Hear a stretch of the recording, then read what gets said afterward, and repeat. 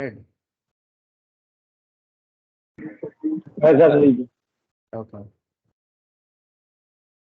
Okay, sir. Good morning again to all of you.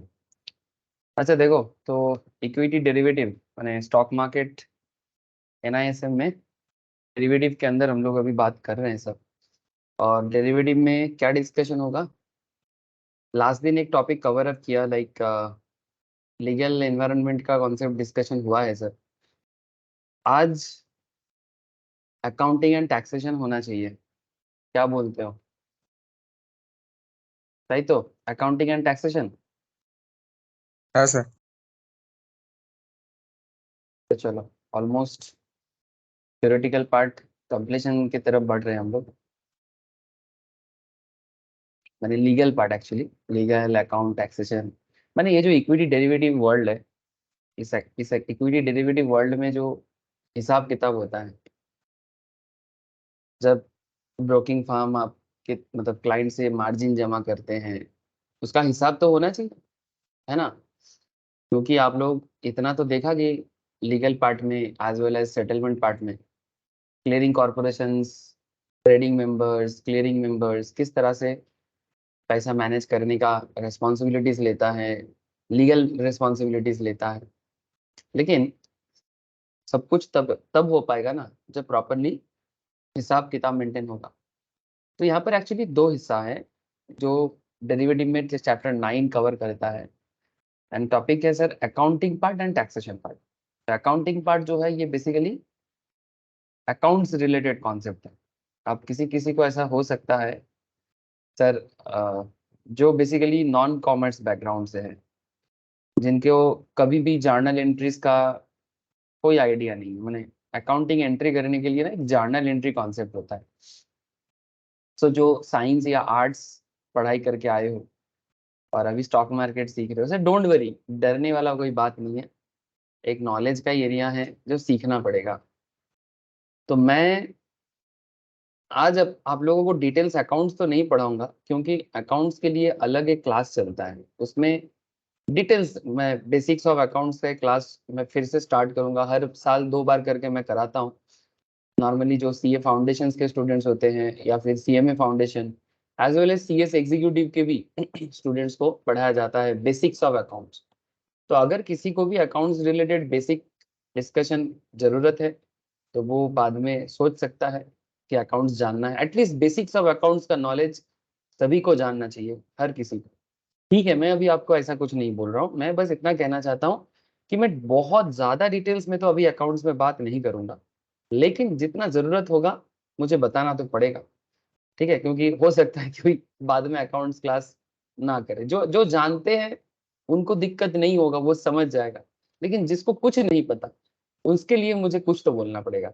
तो मैं थोड़ा बहुत कोशिश करूंगा आपको जर्नल एंट्री कनेक्ट करने का। तो कोई बात नहीं, बने रहो सर। बहुत ज्यादा एंट्री एरिया नहीं है, क्योंकि सिमिलर काइंड ऑफ एंट्री है। रट्टा लगाना मुझे पसंद नहीं है। मतलब যেটাকে বাংলায় বলে না মুখস্থ করে নেওয়া, ওইটা আমি পারি না করাতে।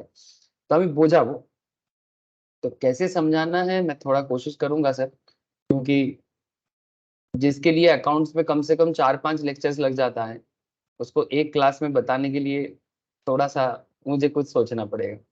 और जो लोग याद नहीं है, भूल गए हैं जर्नल एंट्रीज, उसको भी याद आ जाएगा, डोंट वरी। अच्छा, अकाउंटिंग पार्ट तो हिसाब रखने के लिए, माने एक्सचेंज या फिर ब्रोकिंग फार्म किस तरह से पूरा पैटर्न को, हिसाब किताब को करता है। और ये सभी कॉन्सेप्ट जो है ना, institute of chartered accountants of India के नियम के अनुसार होता है। समझ रहे हो सर? क्योंकि institute of chartered accountants accounting standards को गवर्नमेंट ऑफ इंडिया के साथ मिलके, मिनिस्ट्री ऑफ कॉर्पोरेट अफेयर्स के साथ मिलके अकाउंटिंग स्टैंडर्ड्स डेवलप करते हैं। सर ये स्टैंडर्ड क्या होता है? स्टैंडर्ड्स के बारे में क्या बताऊं सर? इतना बताएंगे कि अकाउंटिंग स्टैंडर्ड माने किसी भी काम को करने के लिए एक स्टैंडर्ड सेटअप होना चाहिए ना। तो वो सेटअप है जो institute of chartered accountants and ministry of corporate affairs develop करते हैं सर। ठीक है, मैं आपको एक छोटा सा चीज दिखाता हूँ, एक सेकंड रुको। ICAI is I think 100 नहीं।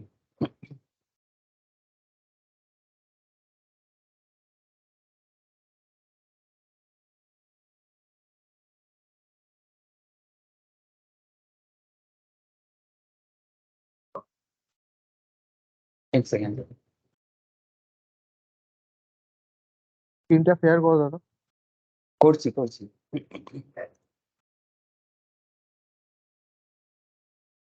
সুমিতের ধৈর্য নেই।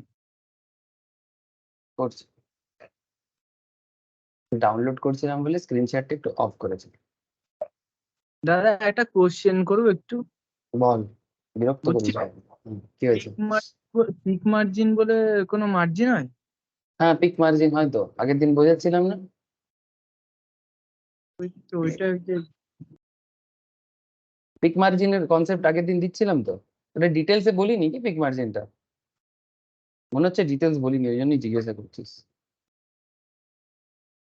পিক মার্জিন ফল করে গেলে পেনাল্টি লাগে। আচ্ছা বলবো, পিক মার্জিন নিয়েও বলবো। তোর অনেকগুলো কোয়েরিজ আছে না, সোয়াপ নিয়ে, পিক মার্জিন নিয়ে, ঠিক আছে আমি ডিসকাস করে দেবো। ওকে বিশ্ব, হ্যাঁ ঠিক দাদা। ঠিক আছে। যে যে যার যার মোটামুটি। হ্যাঁ কি হয়েছে?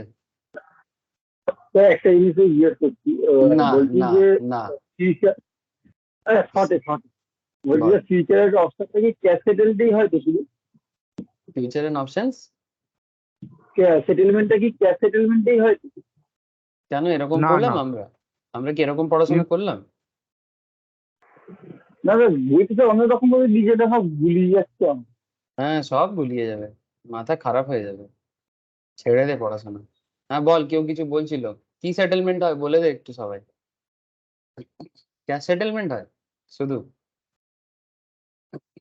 নাকি ইন্ডেক্স হলে তো ক্যাশ সেটেলমেন্ট আর স্টক হলে তো ফিজিক্যাল। Thank you sir. ঠিক আছে, ইন্ডেক্স হলে ক্যাশ সেটেলমেন্ট, স্টক হলে ফিজিক্যাল সেটেলমেন্ট। এটাই তো আগে 2-3 দিন ধরে তো এইগুলোই বকে যাচ্ছি। আমি কি কোনো মানে বিদেশি ভাষায় কথা বলছি? আরে না সম্ভব। না, এটাই গুলিয়ে যাচ্ছে যে ফিজিক্যাল সেটেলমেন্ট আর ক্যাশ সেটেলমেন্ট, যে ইন্ডেক্সের দারুণ। ক্ষেত্রে এটা হচ্ছে, ওখানে গুলিয়ে দিচ্ছে। মানে সেই কি হয়ে গেল জানিস তো, 7 কাণ্ড রামায়ণ পড়ে রামায়ণের ক্যারেক্টার গুলোর কানেকশনটাই বুঝতে পারলাম না। কি বলে রাম সীতার পিতা, মানে এরকম বলে না, ওইরকম হয়ে যাচ্ছে। এত পড়ছি তাও মনে হচ্ছে যেন সব গুলিয়ে গেল। সামনে থাকলে না, কবে আসবি সামনে?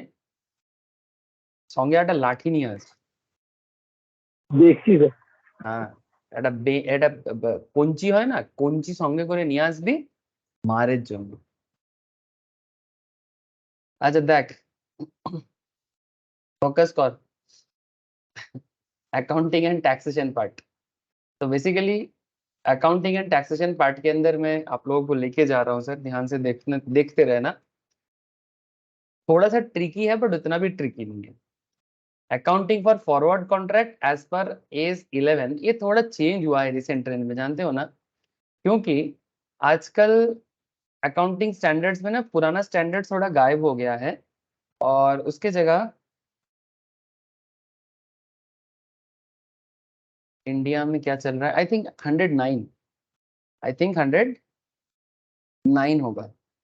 Future contract accounting for swaps options and forwards, institute of chartered, क्या कह रहे हैं आप?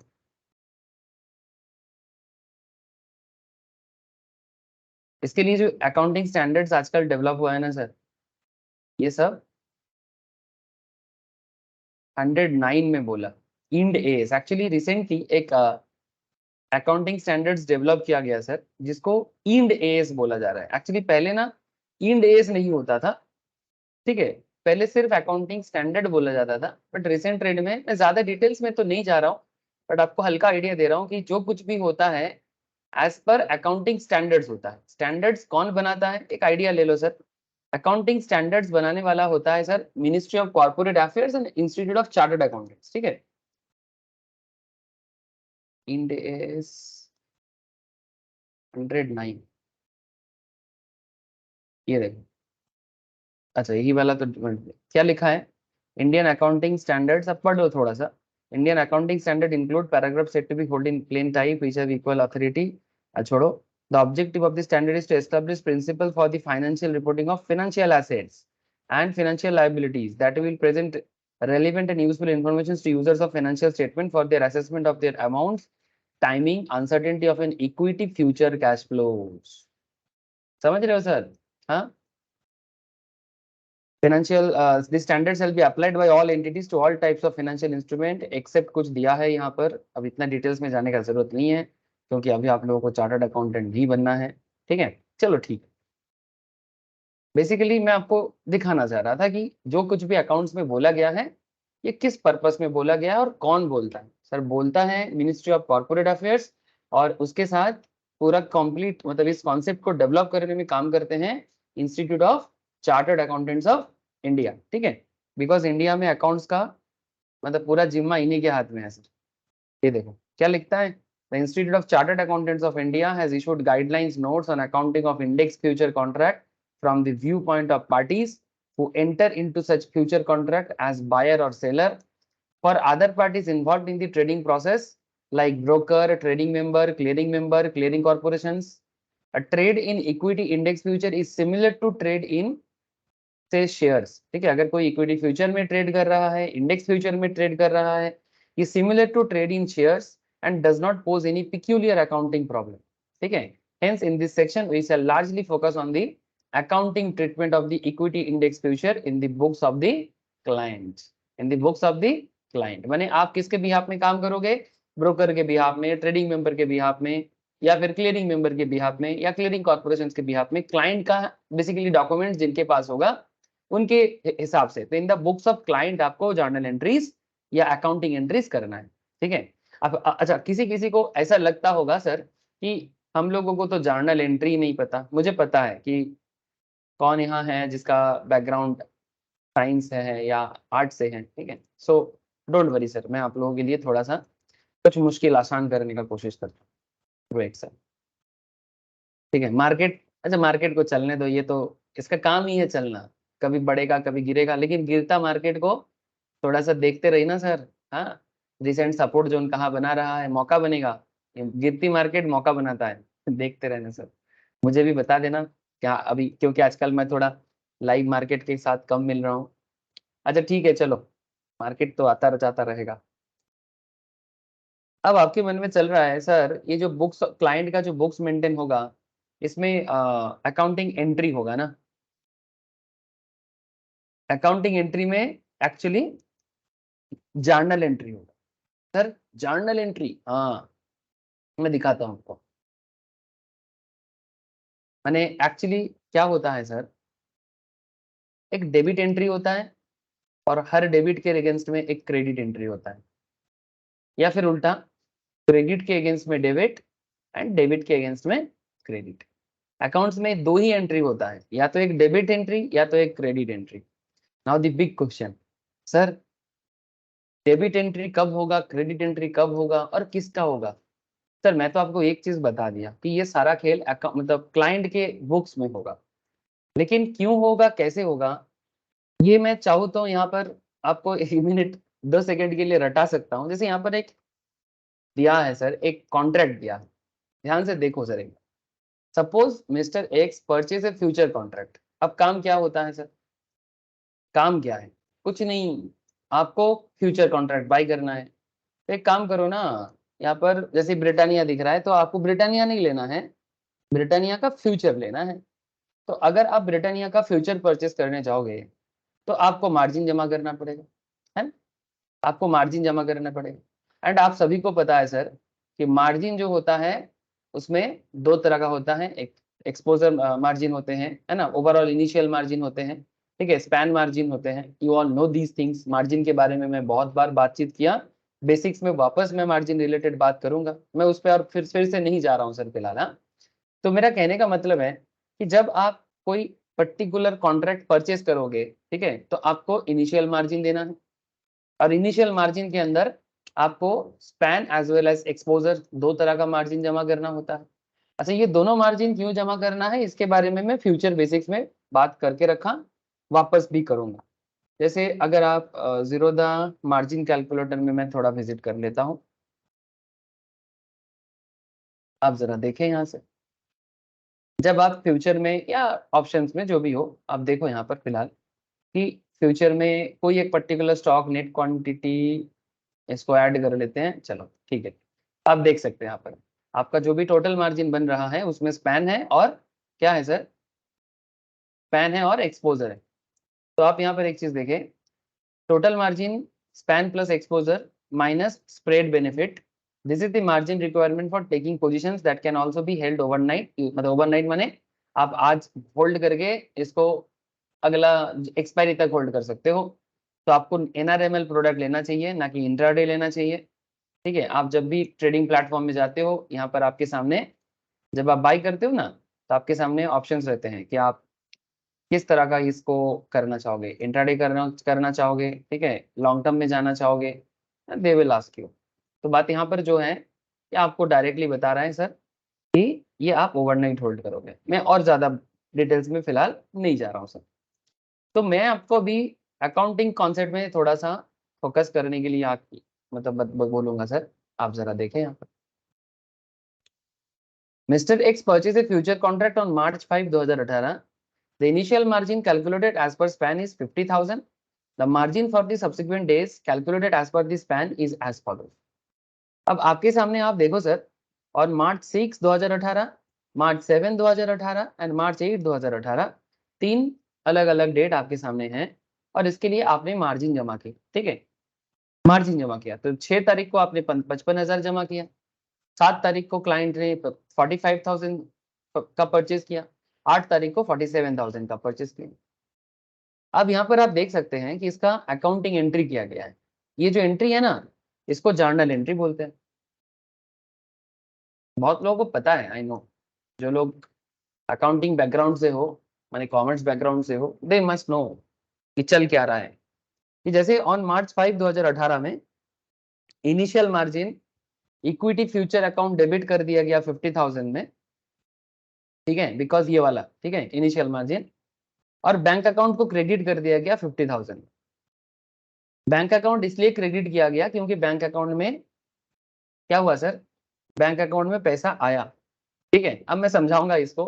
एसेट बढ़ने से क्रेडिट होता है, ठीक है, यानी यहाँ पर एक्चुअली बैंक अकाउंट में पैसा आया इन द सेंस कंपनी की तरफ से बात कर रहा हूँ, और इनिशियल मार्जिन जो जमा हुआ उसके कारण, इनिशियल मार्जिन जो यहाँ पर डिपॉजिट हुआ सर, उसके कारण इनिशियल मार्जिन अकाउंट को डेबिट किया गया। लेकिन ये ऐसे समझ में नहीं आएगा क्योंकि इसके पीछे डेबिट और क्रेडिट का बहुत सारा रीजन होता है कि why debit and why credit.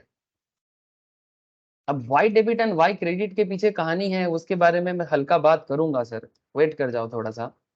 लेकिन मैं आपको दिखाना चाह रहा था कि अकाउंटिंग एंट्री में किस तरह का एंट्री कर रहे हैं।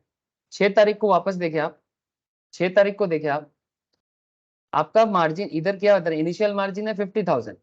मार्च का 6 तारीख को, मार्च का 6 तारीख जो है उसमें आपका 55,000 का वैल्यू हो रहा है, 7 तारीख को 45,000 का, और 8 तारीख को 47,000 का। अब इसका डिफरेंस देखे जरा, 5 को आपका एंट्री बता रहा है being initial margin paid on equity future contract. Being initial margin paid, जिसको कुछ नहीं समझ में आ रहा है वो नैरेशन पढ़े, इसको बोलते हैं नैरेशन। क्या बोलते हैं इसको, नैरेशन। नैरेशन एक्चुअली उन्हीं के लिए होता है जिन्हें अकाउंट्स का कोई नॉलेज नहीं है, वो भी समझ जाए। ठीक है, इसीलिए डेबिट क्रेडिट का नॉलेज अगर ना भी है फिर भी आप समझ सकते हो कि यहाँ पर हो क्या रहा है। ये 50,000 का मार्जिन जमा कर रहे हैं sir, being initial margin paid on equity future contract. March 6 तारीख इनिशियल मार्जिन में इक्विटी फ्यूचर अकाउंट को 5,000 में डेबिट किया गया, अगेन बैंक अकाउंट को 5,000 में क्रेडिट किया गया, जिसके कारण 6 तारीख को आपका 55,000 का डील दिखा रहा है। ठीक है, being additional margin paid to the exchange. ठीक है, यहाँ पर क्लाइंट एक्सचेंज को एडिशनल मार्जिन पे कर रहा है, क्लाइंट एडिशनल मार्जिन पे कर रहा है, जिसके कारण ये 50 तो था, इसके साथ 5,000 का एडजस्टमेंट हुआ। अच्छा, जब आपका हिसाब हो रहा है सर 45,000 का, बाकी दिनों का जो मार्जिन है उसको जब एडजस्ट कर रहे हैं तो आप देखो कैसे एडजस्ट हो रहा है। आपका पैन कैलकुलेट हुआ था 50 का, फिर अगले दिनों में माने नेक्स्ट जो आपके साथ सब्सिक्वेंट डेज आ रहा है, इसमें आप देख सकते हैं कि 6 तारीख, 7 तारीख, 8 तारीख, 55 से ये 45 हो गया, फिर ये 47 हो गया। ओके, अब इसका हिसाब देखो जरा, जब आपको ज्यादा अमाउंट देना पड़ा था तब 5,000 का इनिशियल मार्जिन को डेबिट करना पड़ा और बैंक अकाउंट को क्रेडिट करना पड़ा। अब 45,000 माने आपका ऑलरेडी 55 दिखा रहा था, तो 55 से 45 हो गया, ठीक है, तो मैंने 10,000 का एडजस्टमेंट होगा। अब 10,000 का क्या एंट्री कर रहा है आप देखो, मार्च का 7 तारीख जो है उसमें आपका बैंक अकाउंट डेबिट कर रहा है 10,000 का, और इनिशियल मार्जिन जो है इक्विटी फ्यूचर अकाउंट में उसको 10,000 में क्रेडिट कर रहा है। इसका सिंपल मतलब क्या हो रहा है, being margin refunded by the exchange. जब एक्सचेंज क्लाइंट को रिफंड करता है तब ये एंट्री करता है, being margin refunded by exchange, ठीक है। एक्सचेंज रिफंड कर रहा है, इसीलिए आपका बैंक अकाउंट को डेबिट कर दिया गया क्लाइंट का, और इनिशियल मार्जिन को क्रेडिट कर दिया गया। जब क्लाइंट देर पे कर रहा है, जब क्लाइंट पे कर रहा है तब उसका बैंक अकाउंट को क्रेडिट हो जाता है और इनिशियल मार्जिन को डेबिट करते हैं इक्विटी फ्यूचर अकाउंट में। और जब क्लाइंट को रिफंड मिल जाता है, जब क्लाइंट को रिफंड मिल जाता है तब क्लाइंट के अकाउंट को डेबिट करना पड़ता है। देखो सर, तो इनिशियल मार्जिन इधर 2000 में डेबिट हुआ और बैंक अकाउंट इधर 2000 में, सॉरी ये वाला लास्ट वाला डेट था 8 तारीख का, ठीक है। Again being further margin paid to the exchange, माने क्यों क्यों फर्दर मार्जिन क्यों पे करना पड़ा, बिकॉज अभी तो कितना है सर 47,000 हो गया ना मार्जिन रिक्वायरमेंट, ठीक है। तो आपका 45 हो गया था तो और भी 2000 देना पड़ेगा, तो और 2000 जब आप दे रहे हो तो being further margin paid to exchange का जब हिसाब हो रहा है तो initial margin equity future account को डेबिट करके बैंक अकाउंट को 2000 में क्रेडिट कर दो पेमेंट का, ठीक है, पेमेंट का क्रेडिट कर दो। अब आपके मन में चल रहा है सर, किसी किसी के मन में ये बात तो जरूर चल रहा होगा सर, डेबिट क्रेडिट के पीछे का कहानी क्या है। मैं इसमें थोड़ा बात करूँ ना सर, हाँ, थोड़ा बेसिक्स ऑफ अकाउंट्स हो जाए, क्या बोलते हो, हाँ, थोड़ा सा बेसिक्स ऑफ अकाउंट्स मैं बताता हूँ सर, रुक जाओ। Basics of accounts in the sense कि डेबिट क्रेडिट का कुछ रूल्स है, बेसिक सा बता देता हूँ, ज्यादा डिटेल्स नहीं जाऊंगा, ठीक है, ज्यादा डिटेल्स नहीं जाऊंगा, क्योंकि ज्यादा डिटेल्स जिसको भी जानना है वो अकाउंट्स क्लास ज्वाइन करे, ठीक है। इसके अलावा मैं कुछ नहीं बोल सकता, क्योंकि अकाउंटिंग अपने आप में ही एक बहुत बड़ा समुंदर है सर। अब डायरेक्टली अगर मैं आपको ये डेबिट क्रेडिट समझाने बैठूं ना, ऐसा हो जाएगा कि आसमान से टपका खजूर पे लटका। तो मैं आपको স্যার कुछ বলছি रूल, এই এন্ট্রি हाँ কি হয়েছে বল, এন্ট্রি গুলো, ক্লায়েন্টের বুকেই হচ্ছিল তো তাই তো হ্যাঁ ক্লায়েন্টের বুক সে হচ্ছে, এন্ট্রি গুলো মানে ক্লায়েন্টের বুক সে হচ্ছে, আচ্ছা ঠিক এক্সচেঞ্জ ক্লায়েন্টের বুক সেই এন্ট্রি গুলো করছে, ঠিক আছে। আমি বুঝিয়ে দিচ্ছি, একটু দাঁড়িয়ে যা, বুঝে গেছি বুঝে এটা গেছিস তো, অনেকটা সেই বিআরএস এর মতো। हाँ हाँ ठीक है।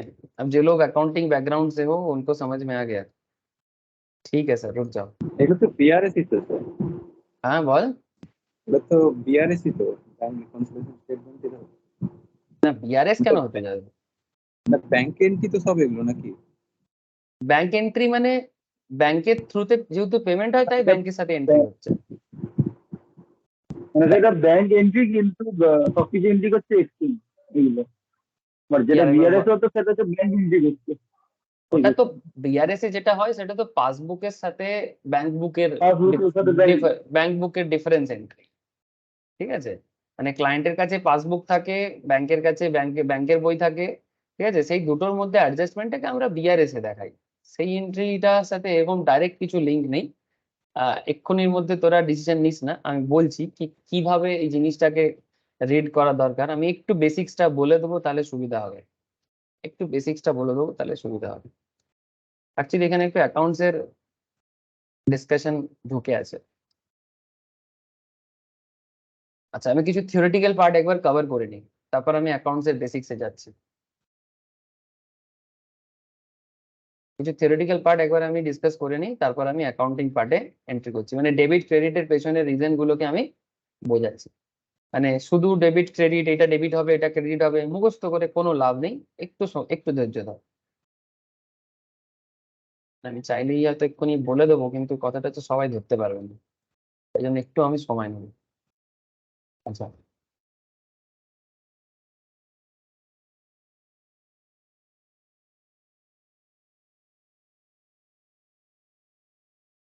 अच्छा देख, जब ये फ्यूचर कॉन्ट्रैक्ट या फॉरवर्ड कॉन्ट्रैक्ट, जब भी ये सब चीजें होता है तो इसमें कुछ इंपॉर्टेंट कॉन्सेप्ट डेवलप होता है। ऐसे ये अकाउंटिंग स्टैंडर्ड यहाँ पर 11 बता रहे हैं, बट इसमें न्यू इंड एएस आ गया है सर, ठीक है। बस आपको नॉलेज होना चाहिए कि इंड एएस आया है जिसमें 109 वगैरह है, ठीक है। अच्छा, when forward contract is for hedging, ठीक है, जब फॉरवर्ड कॉन्ट्रैक्ट हेजिंग के लिए यूज होता है, द प्रीमियम और discount difference between the value at spot rate and forward rate. Spot rate in the sense जो स्पॉट मार्केट में चल रहा है, और फ्यूचर रेट, ठीक है। Spot market and future market का डिफरेंस को बता रहे हैं sir, should be amortized over the life of contract. Exchange difference between the value of settlement date and reporting date and value at previous reporting date or inception of the contract is recognized in the PL statement of the year, ठीक है। And profit and loss on cancellation or renewal of forward contract are recognized in the PL of the year। अब ये क्या है, ये जो forward contract में क्या होता है ये मैं आपको बताता हूँ सर। क्यों बताता हूँ? क्योंकि आपको बस जब भी मैं एंट्री करवाऊंगा ना, अभी आपको समझ में आ जाएगा। When forward contract is for trading or speculation, no premium or discount is recognized. A gain or loss, that is the difference between the forward rate as per contract previous year and valuation rate and the forward rate available at the year end reporting date for the remaining maturity period, should be recognized in the PL, and profit and loss on cancellation or renewal of forward contract are recognized in the PL of the year। Sir ये क्या हो रहा है, कुछ समझ में नहीं आ रहा है। अच्छा है, समझ में ना आए तो ही अच्छा है। क्यों? जब एक कॉन्ट्रैक्ट बनता है, बैकग्राउंड में जाना पड़ेगा sir. Accounting at the Inception of the contract, जब एक कॉन्ट्रैक्ट डेवलप होता है तो अकाउंटिंग फॉर इनिशियल मार्जिन का एक कॉन्सेप्ट आता है। एवरी क्लाइंट, अब आपको समझ में आएगा धीरे धीरे, देखो। Every client is required to pay to the trading member और क्लियरिंग मेंबर इनिशियल मार्जिन। कौन डिटरमाइन करता है मार्जिन? आप लोगों को ये भी पता है sir, determined by the clearing corporations as per the bylaws or regulations of the exchange for entering into equity index or stock future contract। You all know, practically भी समझते हो आप लोग, है ना। जब भी हम लोग कोई कॉन्ट्रैक्ट को परचेस करने जाते हैं, हमें क्या करना है, क्लाइंट को पे करना होता है। किसको पे करना होता है? ट्रेडिंग मेंबर को और क्लियरिंग मेंबर को, ठीक है। बेसिकली ब्रोकर प्लेटफॉर्म, है ना। इनिशियल मार्जिन डिटरमाइन कौन करता है? अभी अभी मैं आपको दिखा रहा था। इनिशियल मार्जिन कौन डिटरमाइन करता है सर? कौन करता है रे संपत, बोल। इनिशियल मार्जिन डिटरमाइंड बाय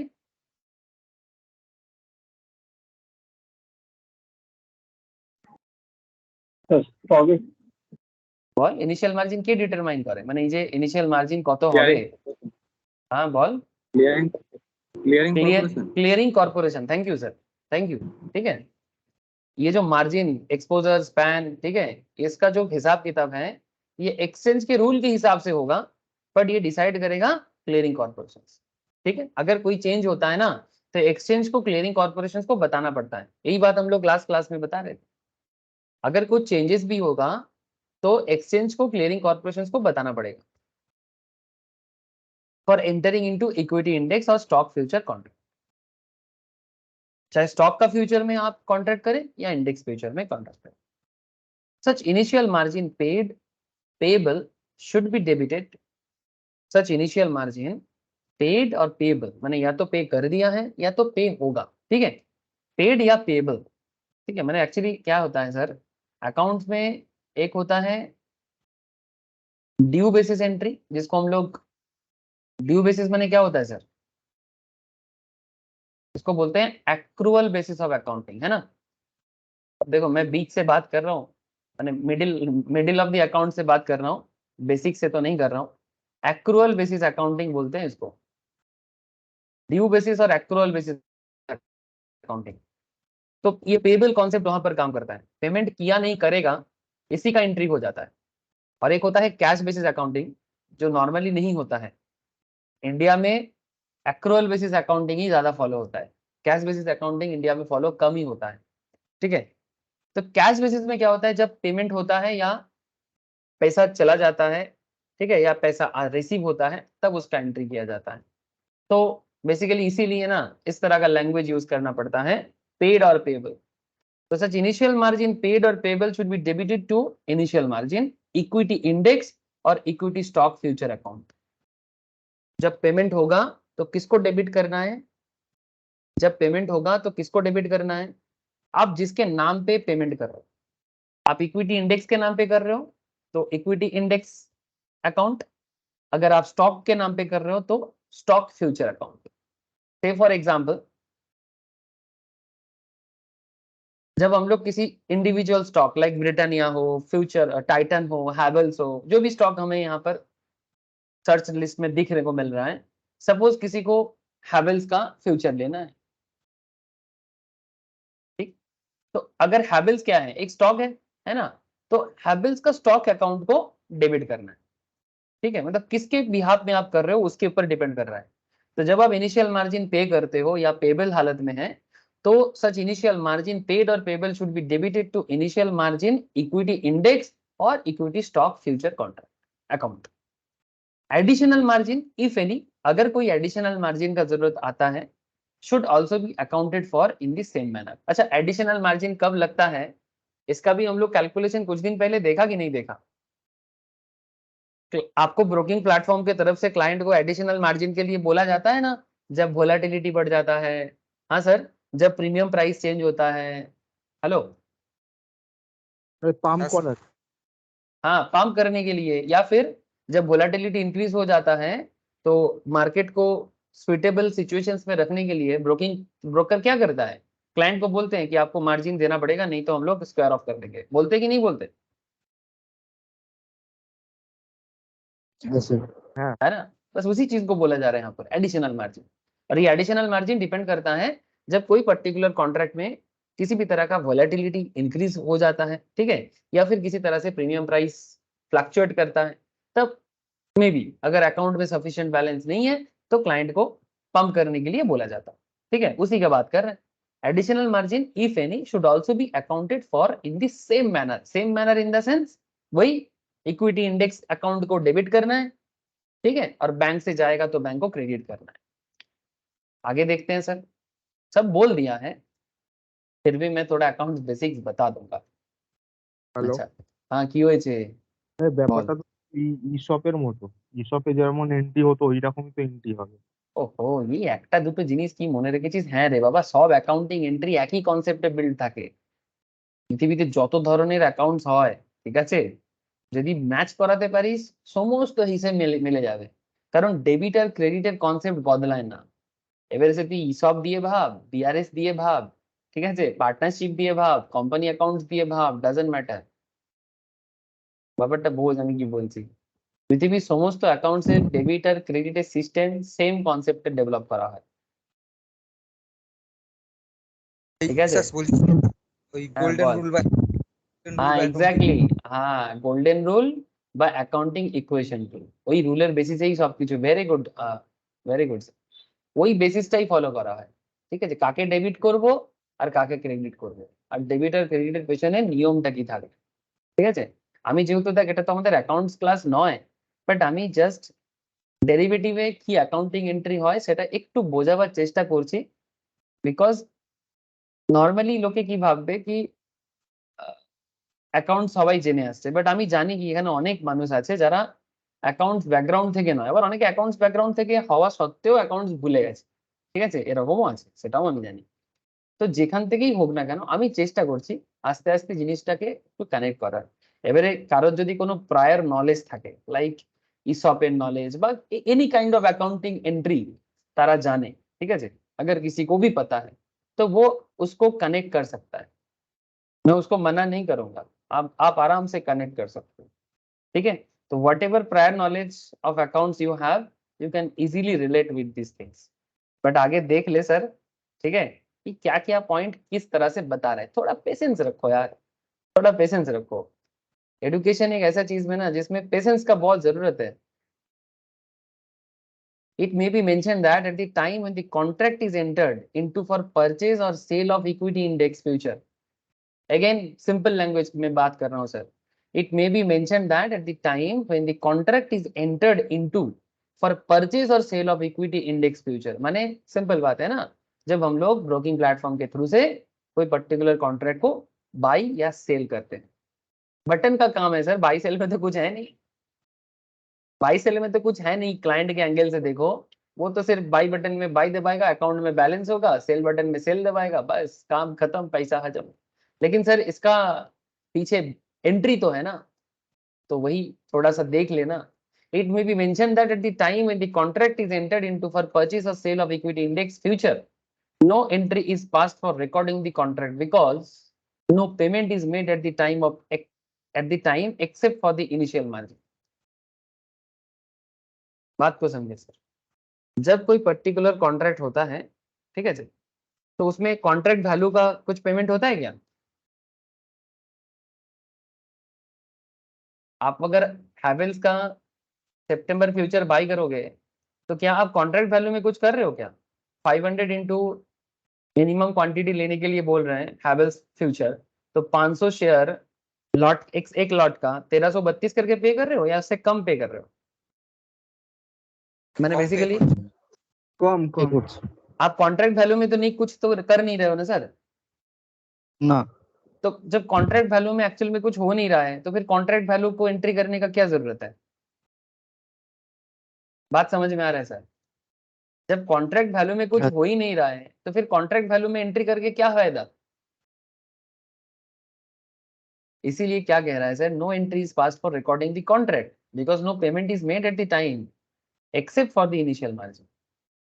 आप सिर्फ मार्जिन जमा करते हो, इसीलिए मार्जिन का एंट्री होता है, जो मैं आपको कुछ देर पहले थोड़ा डेमो दे रहा था।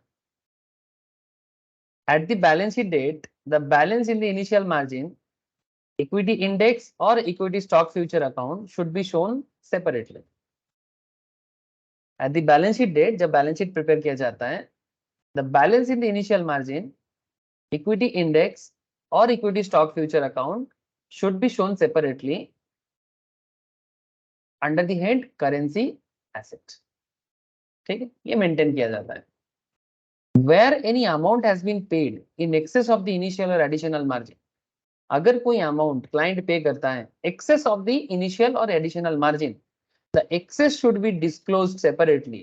excess amount अगर कुछ भी क्लाइंट पे करता है तो उसको अलग से डिस्क्लोज करने के बारे में अकाउंट्स बता रहे हैं। As a deposit under the head current asset, ये कहां शो करेगा? करेंट एसेट में शो करेगा, डिपोजिट के नाम पे। ठीक है, डिपोजिट के नाम पे करेंट एसेट हेड में शो किया जाएगा। ठीक है, where instead of paying initial margin in cash, the client provide bank guarantee, जैसे कि हम लोग कल बता रहे थे कि बैंक गारंटी के थ्रू से, और lodges security with the member, a disclosure should be made in the notes to the financial statement of the client and this will not require any accounting entry. अगर कोई cash पे नहीं कर रहा है, ठीक है, वो बैंक गारंटी दे रहा है, ठीक है, या फिर कोई पर्टिकुलर सिक्योरिटी को मॉर्गेज कर रहा है मेंबर के साथ, तो जो भी आप कर रहे हो, कोई बैंक गारंटी हो, कोई पर्टिकुलर मॉर्गेज अमाउंट सिक्योरिटीज हो, ठीक है, कोई सिक्योरिटी को लॉन्च कर रहे हो, तो जो भी करोगे मेंबर बने ट्रेडिंग मेंबर के साथ, उस पर्टिकुलर चीजों को आप फाइनेंशियल स्टेटमेंट का जो भी डिटेल्स है क्लाइंट का, उसमें नोट्स दे दो। इसको नोट्स टू अकाउंट्स बोलते हैं। इसके लिए भी कोई अकाउंटिंग एंट्री का जरूरत नहीं। ठीक है, तो ये जो बात हो रहा है, अब आपको इसका भी नॉलेज होना चाहिए कि किस चीज का अकाउंटिंग एंट्री होता है। ठीक है, तो एक चीज तो तय कि एंट्री जो होता है वो मार्जिन का होता है, एंट्री जो होता है वो मार्जिन का होता है। अब मैं आपको मार्जिन का एंट्री सिखाऊंगा, ठीक है, लेकिन उससे पहले ना थोड़ा डेबिट क्रेडिट को मैं थोड़ा सा मैं बता देता हूँ सर। देखो, जिनको जिनको नॉलेज है उसका ठीक है, जिनको नॉलेज नहीं है वो थोड़ा मेरे साथ 10-15 मिनट अकाउंट्स नॉलेज को ब्रश अप कर लो। चलो सर, अब भी हो जाएगा। मैं आपको मॉडर्न रूल बताऊंगा, गोल्डन रूल पे बात नहीं करूंगा, ठीक है, मैं सिर्फ मॉडर्न रूल पे बात करूंगा। एक छोटा सा कॉन्सेप्ट है, जान लो सर, कि जब कोई जर्नल एंट्री होता है ना, अकाउंट्स क्या करता है, 5 अकाउंट्स बना देते हैं। ठीक है, क्या क्या अकाउंट कोई मुझे बता सकते हो सर? जो लोग अकाउंटिंग बैकग्राउंड से हो मुझे हेल्प कर सकते हो आप लोग, बोलो sir. Rules for debit and credit,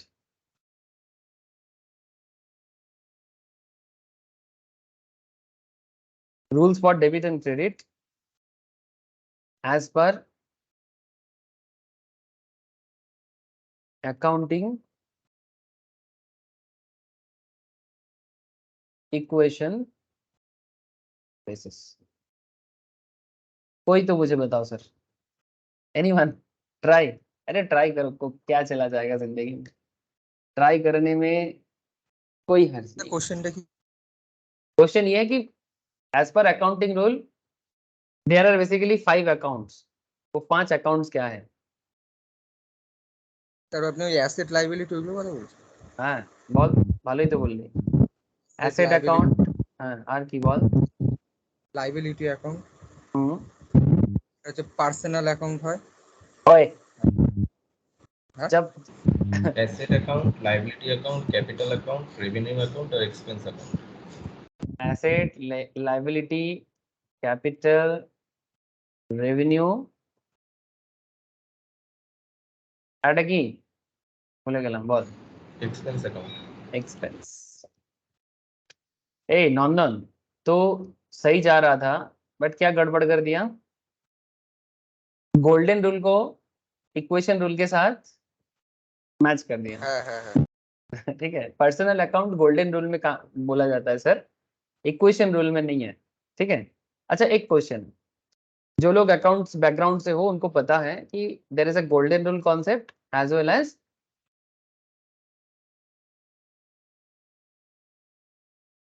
modern rule. Modern rule माने अभी जो मैं आपको बताने जा रहा हूँ, ध्यान से सुनना बात को सर।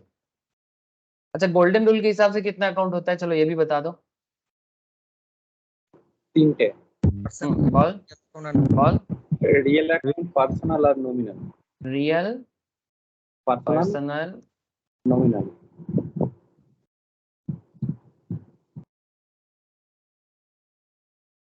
ठीक है सर। देखो मैं ये सब इसलिए बता रहा हूँ क्योंकि इंटरव्यू में ना आपका ओवरऑल अकाउंट्स फाइनेंस का नॉलेज चेक कर सकता है। ठीक है, स्टॉक मार्केट नॉलेज तो चेक करेगा ही, लेकिन इंटरव्यू में अगर आप अकाउंट्स बैकग्राउंड से बिलोंग करते हो या ना भी करते हो तो आपका अकाउंट्स बैकग्राउंड का नॉलेज चेक करेगा, क्योंकि प्लेटफॉर्म में काफी सारा काम होता है सर। तो इसलिए मैं हल्का सा आइडिया दे रहा हूँ, ज्यादा डिटेल्स नहीं, at least basic debit credit knowledge सबके साथ एक उम्मीद किया जाता है कि आपको बेसिक नॉलेज होना चाहिए अकाउंट्स का। अच्छा गोल्डन रूल जो है ना, ये बहुत पुराना सिस्टम है जिसमें अकाउंट्स को 3 हिस्सों से डिस्ट्रीब्यूट किया गया था। ठीक है, कि कोई भी चीज दुनिया में हो उसको 3 कॉन्सेप्ट में डेवलप करें, एक रियल के हिसाब से, एक पर्सनल के हिसाब से, एक नॉमिनल के हिसाब से। मैं बताता हूँ सर। और ये जो 5 अकाउंट है जो अभी आप लोगों ने मुझे बताया, asset account, liability account, capital account, revenue account and expense account, ये मॉडर्न रूल है। ये मॉडर्न रूल काफी लॉजिकल भी है। क्यों लॉजिकल है? क्योंकि मॉडर्न रूल में सारा अकाउंट्स को ना डायरेक्टली बताया जाता है और इजी टू यूज भी है। आज के डेट में अकाउंटिंग सिस्टम जो भी फॉलो होता है उसमें मॉडर्न रूल का यूज ज्यादा है। बट इसका मतलब ये नहीं कि गोल्डन रूल कुछ बेकार हो गया, नहीं नहीं, गोल्डन रूल बेकार नहीं हुआ, गोल्डन रूल का यूज होता है, बट आजकल माने यूज कम हो गया है, क्योंकि मॉडर्न रूल उससे बेहतर इलाबोरेशन देता है, उससे बेहतर सिंप्लीफिकेशन देता है।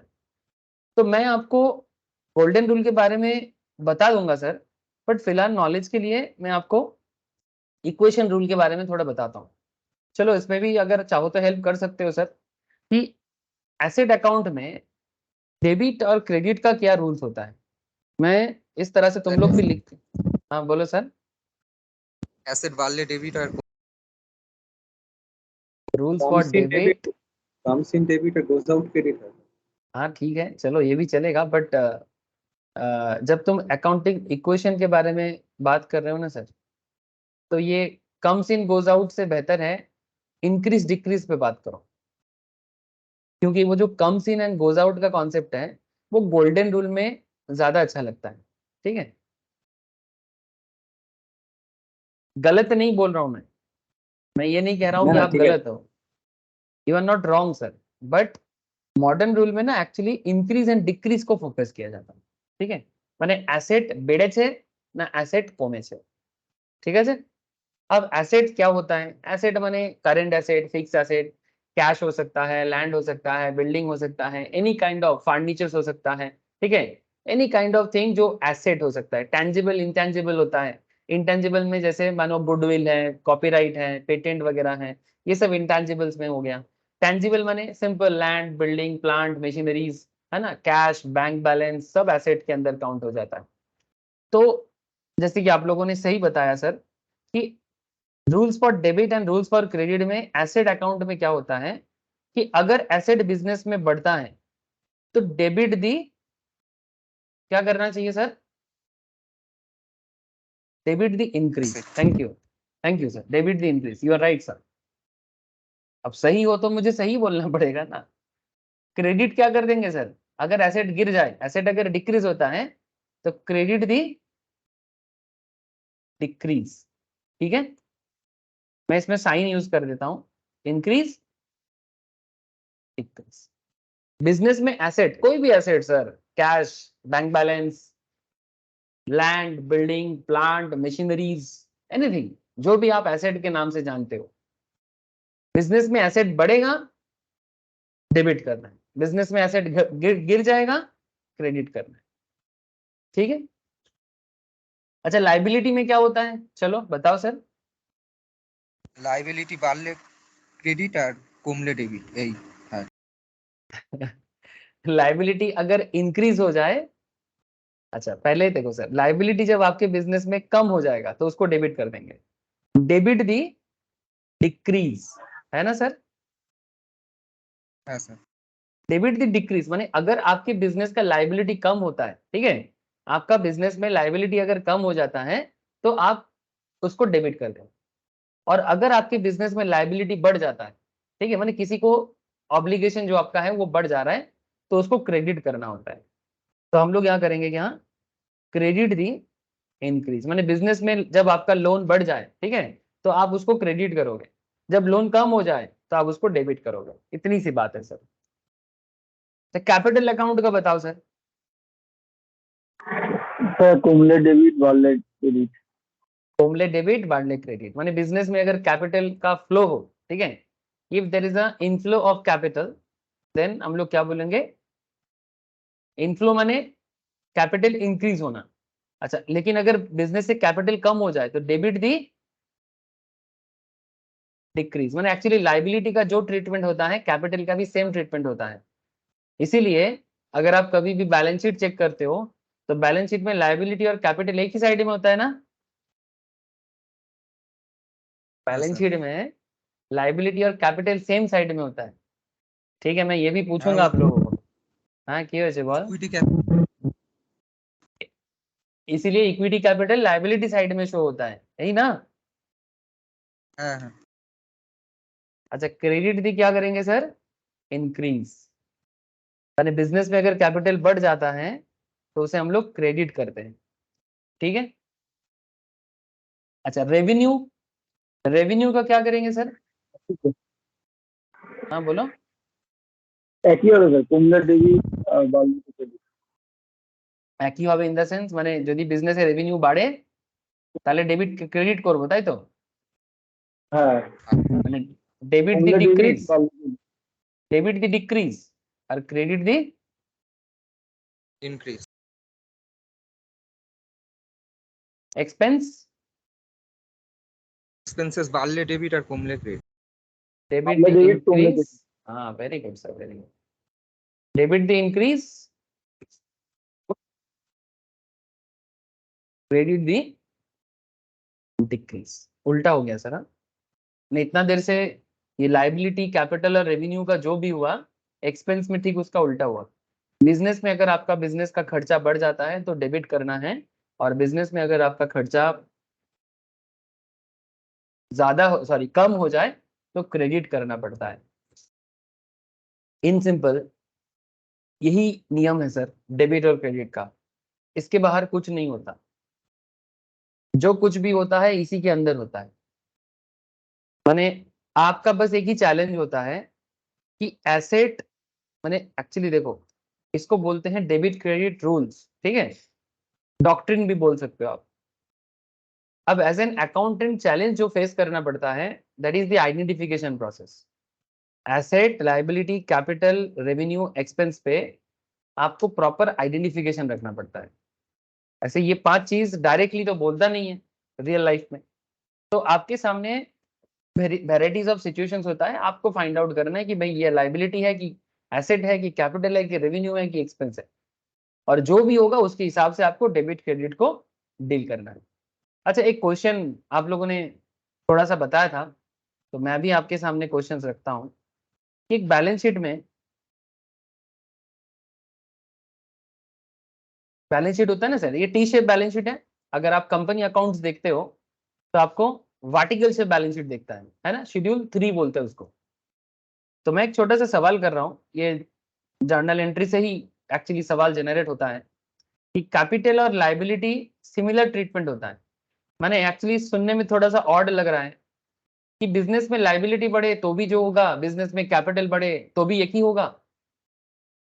But the question is sir, मेरा क्वेश्चन यही है कि बैलेंस शीट में ये होता है एसेट साइड और ये होता है लाइबिलिटी साइड, इन जनरल यही होता है सर, इसका उल्टा तो नहीं होता।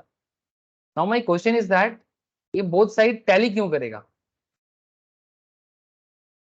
बिजनेस का एसेट और लाइबिलिटी क्यों टैली करता है?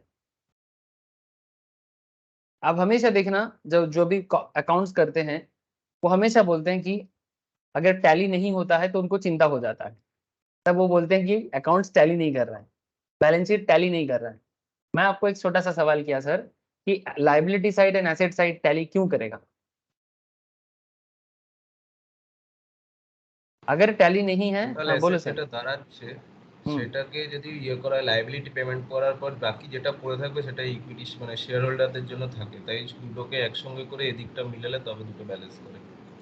चलो एक लॉजिक तो मिला सर। बेसिकली क्या होता है सर, एसेट साइड में फिक्स एसेट्स होते हैं, करेंट एसेट्स होते हैं। करेंट एसेट्स लाइक क्या है, बिजनेस में कैश है, बैंक बैलेंस है ना। और क्या होता है करेंट एसेट, स्टॉक हो सकता है। হ্যালো। मैं सिंपल, हाँ बोल क्या हुआ?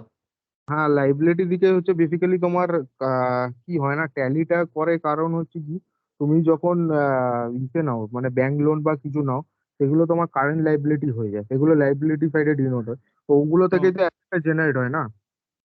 अच्छा लाइबिलिटी से एसेट जनरेट होता है इसीलिए, चलो ये भी एक अच्छा लॉजिक है।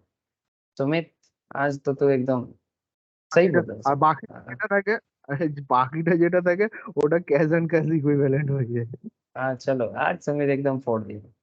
अच्छा, सही बात है सर, एकदम सही बात है कि बैलेंस शीट टैली क्यों करेगा, करना पड़ेगा सर। अगर बैलेंस शीट टैली नहीं कर रहा है ना, इसका मतलब अकाउंटिंग इंफॉर्मेशन में कहीं ना कहीं अकाउंट अकाउंट मेंटेन करने के टाइम पे कुछ तो गड़बड़ हुआ होगा। नहीं तो ऐसा क्या हो गया कि टैली क्यों नहीं करेगा?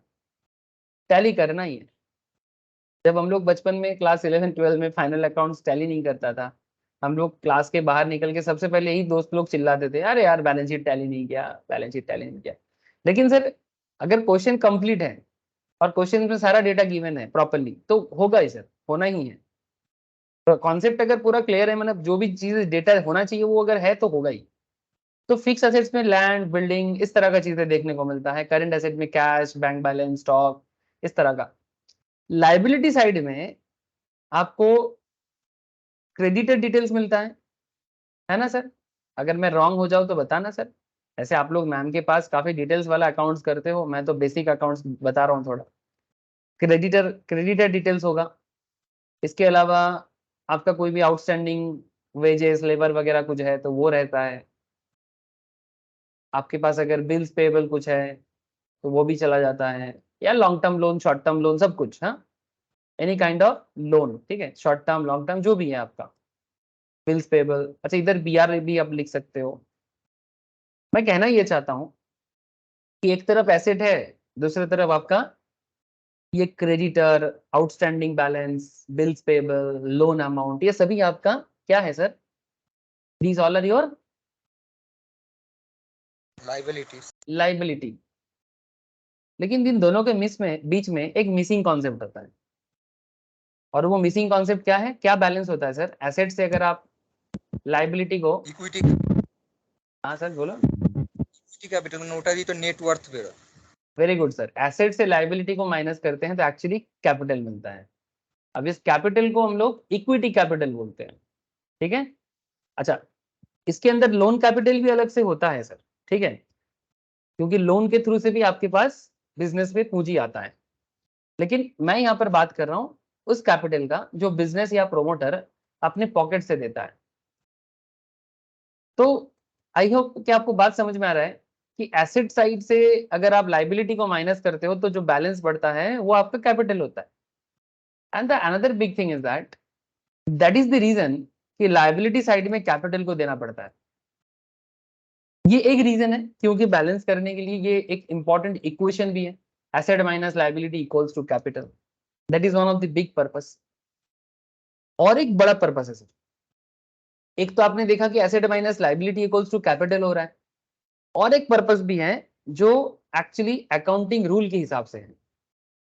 जैसे आपको एक छोटा सा चीज मैं बता देता हूं कि जब बिजनेस को कोई कैपिटल प्रोवाइड करते हैं, से फॉर एग्जांपल सबसे पहले जब एक बंदा बिजनेस स्टार्ट करते हैं तो वो बिजनेस में क्या क्या लाता है सर? सबसे पहले एकदम स्टार्टिंग, मिस्टर एक started business with cash, journal entry कर रहे हो आप, तो आप मुझे एक चीज बताओ कि जब तब वो क्या एंट्री करता है? जर्नल एंट्री क्या करता है? Cash account, debit to equity capital. Cash to, very good sir, cash to capital. तो कैश अकाउंट को क्या करते हैं सर? डेबिट करें। Thank you sir. कैश को डेबिट कर दिया, कैपिटल को क्रेडिट कर दिया। अगर वो 1 लाख से बिजनेस स्टार्ट कर रहे हैं तो कैश को डेबिट करता है और कैपिटल को क्रेडिट कर देता है 1 लाख पे ही। इसको क्या बोलते हैं? बीइंग, बीइंग बोलो, कैश इंट्रोड्यूस, हाँ, cash introduce by owner bye owner, और या फिर ऐसे बोल सकते हो being cash introduce in the business, ठीक है, being cash introduce in the business, हम लोग ऐसे बोलते हैं। मैं आपको ये कहना चाहता हूं कि जब बिजनेस एकदम स्टार्टिंग में, जब स्क्रैच हालत में होते हैं, तो बिजनेस को स्टार्ट करने के लिए उसको कैश एंड कैपिटल का सहारा लेना पड़ता है। जो घर पे कैश था उनका, वही कैश जब बिजनेस में आया उसका नेचर बदल गया और वो कैपिटल में बदल गया। कैपिटल माने बिजनेस का पूंजी और कैश माने उसका नगद पैसा। अब जब वो बैलेंस शीट करेगा, एक सिंपल सा बात कर रहा हूं, कैपिटल में 1 लाख दिखेगा और कैश में भी तो 1 लाख दिखेगा इन जनरल। हेलो, कैपिटल में भी 1 लाख दिखेगा और कैश में भी तो 1 लाख दिखेगा। वो अलग बात की, दैट्स अ डिफरेंट थिंग कि आगे आगे जब बिजनेस साइकिल बढ़ता जाता है ये टैली नहीं करेगा, एग्जैक्ट टैली तो नहीं करेगा कि एकदम जितना कैपिटल है उतना कैश है, ऐसा तो आगे नहीं हो पाएगा क्योंकि कैपिटल में और भी चीजें आ गया है। आप लोन ले लेते हो, है ना, तो लोन कैपिटल भी बढ़ जाता है। तो चीजें समय के साथ साथ बदल जाएगा लेकिन ओवरऑल सिचुएशन सेम रहेगा। अब जो बात सुमित कर रहा था कि जब आपने बिजनेस में कैपिटल इनफ्लो किया, इसी कैपिटल से आपने लैंड परचेज किया, इसी कैपिटल से आपने बिल्डिंग परचेज किया होगा, है ना, उसी के ऊपर बेस करके आपके पास कुछ कैश बना है जिस कैश से एक्चुअली आप बिजनेस बढ़ा रहे हो। अच्छा, अब आपको और कैपिटल का जरूरत पड़ा तो आप इधर लाइबिलिटी जनरेट कर लिए, है ना। तो कहीं ना कहीं ओवरऑल जो बिजनेस का फ्लो है इसी कैपिटल कैश के ऊपर बेस करके होता जाता है, होता जाता है ना। ये जो 10 लाख का या 1 लाख का कैपिटल आपने डाला जो कैश में बदला, फिर इसी से एसेट बनाया, फिर आपने लोन लिया तो उस लोन को भी आपने किसी ना किसी तरह से एसेट में बदला। आपने लोन लिया तो फिर क्यों लिया? मे भी कोई मशीनरी परचेस करने के लिए, मे भी कोई बिजनेस डील करने के लिए, है ना। तो किसी ना किसी तरह से आपका लोन भी एसेट में बदलता है। तो लाइबिलिटी एसेट में बदलना, कैपिटल का एसेट के साथ कनेक्ट होना, ये पूरा खेल एक साइक्लिक कॉन्सेप्ट है। तो इसीलिए बैलेंस शीट टैली करना मैंडेटरी।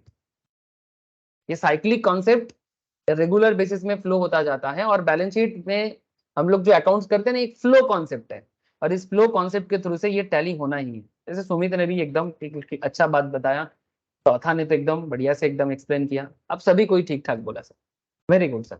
तो बेसिकली ये पूरा खेल ना ये इक्वेशन से ही डेवलप करता है। ये जो 5 अकाउंट्स है और इस 5 अकाउंट के बेसिस में जो एसेट, लाइबिलिटी और कैपिटल का इक्वेशन बनता है, ये सभी चीजें एक दूसरे के साथ कनेक्ट होता है तभी जाके अकाउंट्स बनता है। अकाउंट्स का पूरा खेल डिपेंड करता है एक छोटा सा इक्वेशन से, जिस इक्वेशंस को आप तोड़ मोड़ के बैलेंस शीट बना लेते हो। सर क्या बैलेंस शीट बनाते हो? वही जो मैं आपको दिखा रहा था, asset minus liability equals to capital, ठीक है। और इसी के ऊपर डिपेंड करता है आपका पूरा डेबिट क्रेडिट का कॉन्सेप्ट एज वेल एज मैं आप लोगों को बेसिक्स ऑफ अकाउंट्स क्लास में आप लोग ज्वाइन कर लेना बाद में, जब मैं पूरा डिटेल्स में करवाता हूँ। ठीक है, आप चाहो तो कर सकते हो, नॉर्मली तो मैं रिकमेंड करता रहता हूँ, but it's fully depend on you कि आप बेसिक्स को ठीक तरह से करना चाहो कि ना चाहो। एक इक्वेशन आप लिख के रखो सर, मैं एक छोटा सा चीज लास्ट कराऊंगा अकाउंट से रिलेटेड, छोटा सा चीज बस, फिर इसके बाद वापस मेन पॉइंट में ही जाना है, क्योंकि इधर कुछ काम है नहीं सर। अकाउंटिंग इक्वेशन का एक छोटा सा चीज थोड़ा लिख के रखो।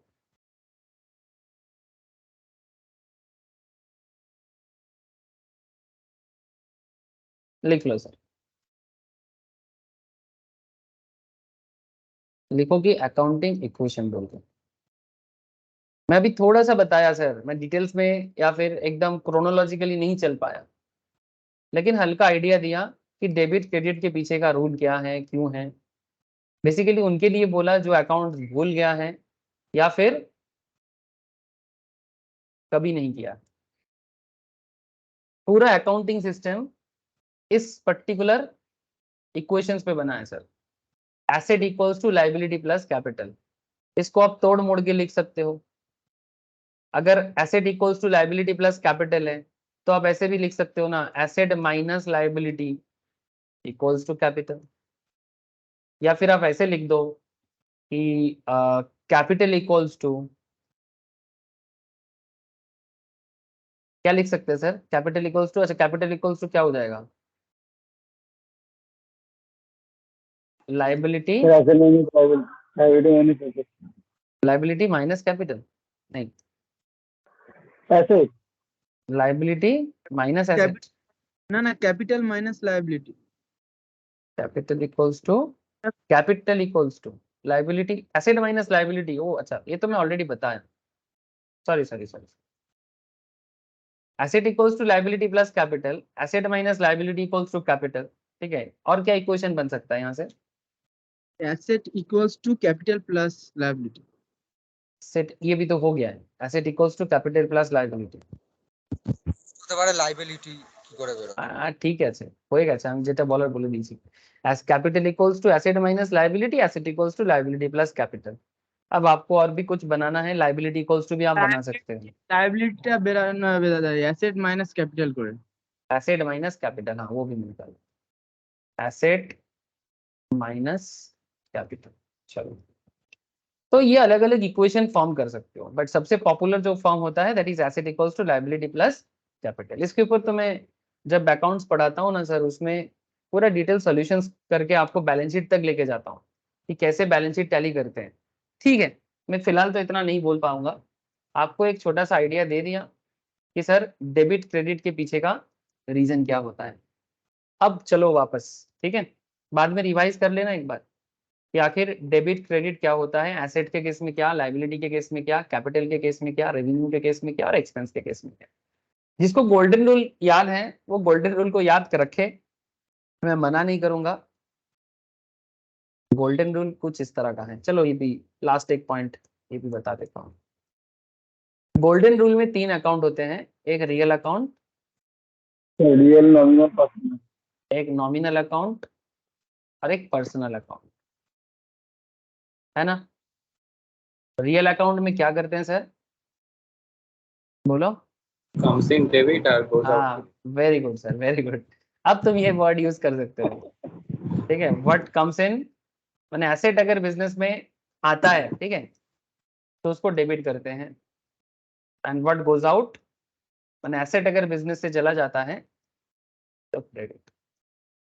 अच्छा, अगर रियल सिचुएशंस में आपको जब डेबिट क्रेडिट चूज करना हो, आप गोल्डन या अकाउंटिंग कोई एक चूज करोगे। हाँ सर, मैं तो रिकमेंड करता हूँ कि अकाउंटिंग मॉडर्न रूल फॉलो कर लेना, एक साथ दोनों को फॉलो मत करना। जो भी करोगे डेबिट क्रेडिट नहीं बदलेगा। अच्छा, नॉमिनल अकाउंट में क्या हो सकता है, So debit expenses, all losses, debit. expenses and loss, credit to income and gain, all expenses and losses debited, all and gain is credited. income and and gain, gain credit. Get. ठीक है। और personal account में Credit the Debit is receiver, receiver, credit আর the giver. credit হচ্ছে debit the receiver and credit the, receiver। Thank you sir. याद रखे sir, मैंने अगर बिजनेस में एसेट इंक्रीज होता है, रियल अकाउंट बेसिकली उसको बताते हैं जो एसेट चीजों को बताते हैं। रियल अकाउंट बेसिकली एसेट है, nominal account basically expenses losses, ठीक है। बिजनेस में जो एक्सपेंस होता है, लॉस होता है, या फिर जो गेन होता है या इनकम होता है, इस चीज को नॉमिनल अकाउंट डील करता है। और पर्सनल अकाउंट बेसिकली, हाँ बोलो। মানে যে খরচ ক্ষতি ব্যয় এগুলোকে নমিনাল ধরা হয়। हाँ एग्जैक्टली, ठीक है। नॉमिनल माने बिजनेस को चलते हुए खर्चा, लॉस, गेन, इनकम का सामना करना पड़ता है, जो basically day to day basis का कॉन्सेप्ट है। उसमें अगर बिजनेस में एक्सपेंस हो रहा है, लॉस हो रहा है, तो बिजनेस उसको डेबिट करते हैं, और अगर बिजनेस को गेन होता है या इनकम होता है तो बिजनेस उसको क्रेडिट करता है। बात वही है जैसे कि आप लोग यहाँ पर देखा इक्वेशन रूल में कि जब बिजनेस में रेवेन्यू बढ़ता है, इंक्रीज रेवेन्यू इंक्रीज क्रेडिट, वहां पर नॉमिनल अकाउंट में इनकम इंक्रीज क्रेडिट, इनकम बढ़ कम हो जाए डेबिट, एग्जैक्टली वही चीज फॉलो होता है। बट दोनों ही चलता है मार्केट में, ठीक है। तो किसी के मन में गोल्डन रूल है तो वो सोचेगा सर आपने हमें गोल्डन रूल भुला दिया। नहीं नहीं, मैं भुला नहीं रहा हूँ। और पर्सनल अकाउंट बेसिकली किसी इंडिविजुअल पर्सन पे डिपेंड करता है, ठीक है। पर्सन इन द सेंस जब कोई एंटिटी के तौर पे काम करता है तो उसको पर्सन बोलते हैं। एक एग्जांपल दे सकते हो पर्सनल अकाउंट का? बैंक तो सर बैंक। हाँ, बैंक हो सकता है, कोई नेचुरल पर्सन भी हो सकता है। जैसे राम को कुछ चीज मिला, ठीक है, राम को कोई चीज मिला होगा, कोई पर्टिकुलर मतलब चीजें मिला होगा, तो हम लोग राम को डेबिट कर सकते हैं, रिसीव, डेबिट दी रिसीवर। राम किसी को कुछ दे रहा है तो हम उसको क्या कर सकते हैं, क्रेडिट कर सकते हैं, क्रेडिट दी गिवर। या फिर सबसे और भी एग्जांपल हो सकते हैं, जैसे मानो आउटस्टैंडिंग सैलरी, यानी किसी बंदे, जब बिजनेस में कोई आउटस्टैंडिंग वेजेस या सैलरी होता है तो किसी पर्टिकुलर वेजर के नाम पे होगा, है ना। तो जिसको भी आउटस्टैंडिंग सैलरी मिलेगा उसको डेबिट कर देंगे, डेबिट दी रिसीवर, और जो दे रहा है उसको क्रेडिट कर देंगे, क्रेडिट दी गिवर। यानी जब किसी पर्सनल अकाउंट पे कोई पर्टिकुलर कॉन्सेप्ट काम करता है उसको यहाँ पर लिया जाता है। अब मैं इसको ना, हाँ बोलो सर। हाँ, representative account, very good sir, very good, representative, very good. किसी को रिप्रेजेंट करता है जब कोई पर्टिकुलर अकाउंट, जैसे बैंक अकाउंट किसी को रिप्रेजेंट करता है, आउटस्टैंडिंग अकाउंट किसी को रिप्रेजेंट करता है। Well done sir, well done. Okay, तो ये है सर डेबिट क्रेडिट का जड़, कि क्यों डेबिट और क्यों क्रेडिट। तो जिसे डेबिट क्रेडिट का हल्का सा आइडिया चाहिए था मैं हल्का दिया। डिटेल्स के लिए मैं बहुत जल्दी अकाउंट्स का बेसिक क्लास स्टार्ट करूंगा, रिकमेंडेड है, चाहो तो कर सकते, ठीक है। अच्छा, अब आ जाते हैं वापस यहां पर, ठीक है, हो गया। अच्छा, अब इधर देखो, where instead of paying initial margin in cash the client provides bank guarantee. इसके लिए स्पेशल नोट्स टू अकाउंट से या स्टेटमेंट पे देना पड़ता है, ठीक है। अच्छा, एक चीज तो क्लियर हो गया कि पूरा डेरिवेटिव मार्केट में मार्जिन का ही खेला है, ये तो हम लोग नॉर्मल में भी जानते हैं। तो deposit for initial margin kept, deposit for initial margin kept, तो उसका एंट्री क्या कर रहा है, deposit for initial margin account debit to bank account. आगे बताते हैं इनिशियल मार्जिन पेड और एडजस्टेड फ्रॉम डिपॉजिट। अगर इनिशियल मार्जिन पे कर रहा है या फिर डिपॉजिट के साथ एडजस्ट कर रहा है तब क्या एंट्री कर रहा है, इनिशियल मार्जिन अकाउंट को डेबिट कर रहे हैं to bank account. To bank account माने एक्चुअली बैंक अकाउंट क्रेडिट हुआ, या फिर इसको deposit for initial margin account भी बोला जा सकता है। टू बैंक या फिर deposit for initial margin account को भी क्रेडिट किया जा रहा है। और क्या बताते हैं, इनिशियल मार्जिन रिटर्न और रिलीज्ड, रिटर्न कर रहे हैं या फिर ब्रोकर छोड़ रहा है, रिलीज कर दे रहा है, तब बैंक अकाउंट हो जाएगा डेबिट और इनिशियल मार्जिन हो जाएगा क्रेडिट, ठीक है। माने जब एक्चुअली ब्रोकिंग प्लेटफॉर्म किसी का मार्जिन रिलीज कर देता है, एक्चुअली क्या होता है, एक टाइम के लिए मार्जिन को ब्लॉक करता है, फिर मार्जिन को जब ट्रांजैक्शन कंप्लीट हो जाता है तो मार्जिन को एडजस्ट करके छोड़ देता है। तो जब उसको छोड़ दिया तब बैंक अकाउंट को डेबिट कर दिया और इनिशियल मार्जिन को क्रेडिट कर दिया। अब इसी पॉइंट पे, ये जो पॉइंट यहाँ पर थोड़ा सा बताया सर आपको कि किसे डेबिट करना है और किसे क्रेडिट करना है, किसे डेबिट करना है, किसको क्रेडिट करना है, इसके बारे में आपके सामने ट्रेडिंग मेंबर या ब्रोकिंग प्लेटफॉर्म आपके सामने रखता है। अब इसी के ऊपर मैं आपको स्टार्टिंग में ये डेमो ट्रांजैक्शंस बता रहा था, ये जो डेबिट क्रेडिट का खेल यहाँ पर हुआ था, कि suppose mister x future contract by कर रहा है, फिर से बता रहा हूँ, ठीक है, suppose mister x future contract by कर रहा है मार्च की 5 तारीख को, डेट दिया आपको, जब इनिशियल मार्जिन कैलकुलेट करके पता चला 50,000 का है, तो margin for the subsequent days उसके हिसाब से आगे आगे चेंज होता गया। 6 तारीख को 55, 7 तारीख को 45, 8 तारीख को 47। अब यहाँ पर एंट्री क्या करेंगे, तो जब इनिशियल मार्जिन पे किया जा रहा है तो इनिशियल मार्जिन को डेबिट किया जाएगा, बीइंग इनिशियल मार्जिन पेड, ठीक है, मैंने एक्चुअली क्या है, पे मैंने खर्चा है तो एक्सपेंस है तो उसको डेबिट कर रहे हैं। इनिशियल मार्जिन और इक्विटी फ्यूचर अकाउंट डेबिट 50,000 पे, being initial margin paid on equity future contract, equity future contract के लिए आप मार्जिन पे कर, तो यहाँ पर जो मार्जिन पे करते हैं तो उसको डेबिट किया जा रहा है, आप इसे एक्सपेंस के तौर पे देख सकते हो। और आपका बैंक अकाउंट जो है इसको क्रेडिट क्यों किया जा रहा है, please tell me, bank account को क्रेडिट क्यों करेंगे? हाँ बोलो सर। गिवर पर्सनल अकाउंट तो गिवर अगर इसको अकाउंटिंग माने मॉडर्न रूल के हिसाब से सोचोगे तो অ্যাকাউন্ট থেকে টাকা বেরিয়ে যাচ্ছে। मैंने एक्चुअली आपका बैंक अकाउंट कम हो रहा है, very good sir, bank is your asset, asset कम हो रहा है, 50,000 में क्रेडिट करो। जब बैंक में पैसा आता है तो उसको डेबिट करते हैं, बिकॉज बैंक एसेट होता है। मॉडर्न रूल में सोचो ज्यादा बेहतर है, इसीलिए मैंने आपको गोल्डन रूल थोड़ा कम यूज करने बोलूंगा, ठीक है, मैं गोल्डन रूल को खराब नहीं बोलता sir, but golden rule connect नहीं करता उतना अच्छा जितना मॉडर्न रूल करता है। बैंक एसेट है, बैंक से पैसा जा रहा है तो क्रेडिट कर रहे हैं। अभी अभी मैं आपको इसीलिए मैं थोड़ा सा डेबिट क्रेडिट का कॉन्सेप्ट थोड़ा सा बताया, ज्यादा तो नहीं बताया सर, ऐसे बहुत कुछ बताता हूँ मैं। जब मैं अकाउंट सिखाता हूँ ना, मैं तो पूरा एकदम क्या बोलते हैं सर इसको, मतलब हार्ड पस क्या बोलते हैं ना, एकदम अंदर अंदर का बात पहले बोलना पड़ता है, तब जाके मैं यहाँ आता हूँ। मैं कभी भी डायरेक्टली अकाउंटिंग रूल नहीं सिखाता, पहले तो लोगों को ये सिखाना पड़ता है एसेट क्या है, लाइबिलिटी क्या है, कैपिटल क्या है, उसका अलग अलग हिसाब किताब, लेकिन मैं आपको डायरेक्टली थोड़ा बताया। तो बैंक आपका एसेट है, एसेट आपका कम हो रहा है तो डेबिट करते हैं, ठीक है। मैं बार बार बोल रहा हूँ सर, मैंने जितना डेबिट क्रेडिट आपको सिखाया ये बस एक क्या बोलो सर, टच एंड गो था, ठीक है, जस्ट जरूरत के हिसाब से। मतलब नहीं तो आप बोलोगे सर क्यों डेबिट क्यों क्रेडिट, एक्चुअली मैं उनके लिए बोला जिनको अकाउंट्स का कोई नॉलेज एकदम नहीं है, तो उनको पता होना चाहिए ना। अचानक से सर ने डेबिट कर दिया क्रेडिट कर दिया, अरे मैं तो नहीं कर रहा हूँ, NISM इंस्टीट्यूट अपने किताब में दिया है, लेकिन क्यों, आई होप यू अंडरस्टैंड। तो इनिशियल मार्जिन आपका खर्चा हो रहा है, यहाँ पर 50,000 डेबिट हो जाएगा, बैंक अकाउंट आपका क्रेडिट हो जाएगा, 5 तारीख का एंट्री है, being initial margin paid on equity future contract. I think अब बात समझ में आ रहा है, हेलो, আই থিঙ্ক এবারে ব্যাপারগুলো বোঝা যাচ্ছে তো, এই জার্নাল এন্ট্রিটা কেন হচ্ছে কি হচ্ছে একটু বল।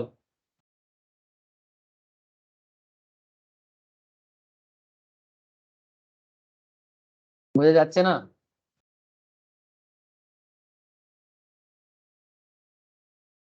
আরে বলো স্যার, বোঝা যাচ্ছে কি যাচ্ছে না? দেখি সব মাথার উপর দিয়ে যাচ্ছে, মাথার উপর দিয়ে যাচ্ছে तथा ना सर नंदन विश्व सभी को पूछ रहा हूँ, सुमित না স্যার। বোঝা যাচ্ছে তো?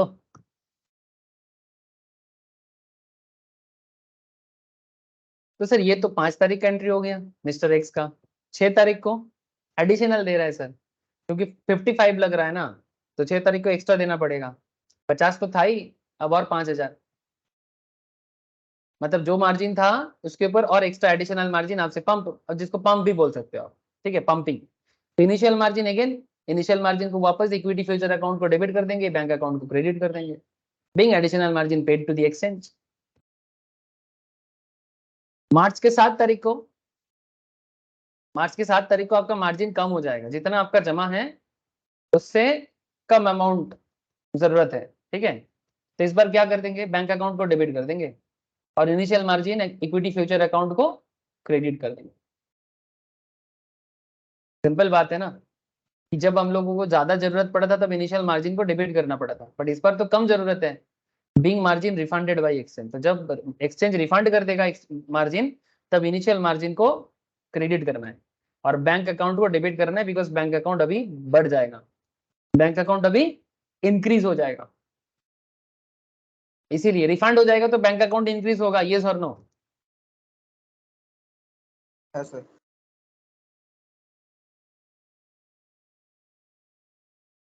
इसीलिए जिसको अकाउंट समझ में आया उनको कॉन्ग्रेचुलेशन, जिसको अकाउंट समझ में नहीं आया वो कम से कम नरेशन तो पढ़ के समझ ले, इसको नरेशन कहते हैं।